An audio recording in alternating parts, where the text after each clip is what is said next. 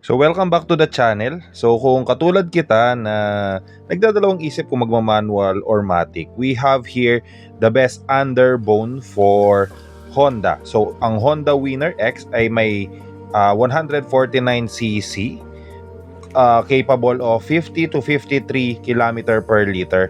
Manual to, manual na motor, very sporty. Para sa 6-footer na katulad ko, actually maganda pa rin yung stance niya pag nakasakay tayo. All LED yung light. Though wala tong modes, pero ABS, may ABS model to. Ito yung ABS model. Dual overhead cam and a price range of 124,000 peso. Ngayon, ang best naman na scooter ng Honda for 2025 is of course the Honda Giorno.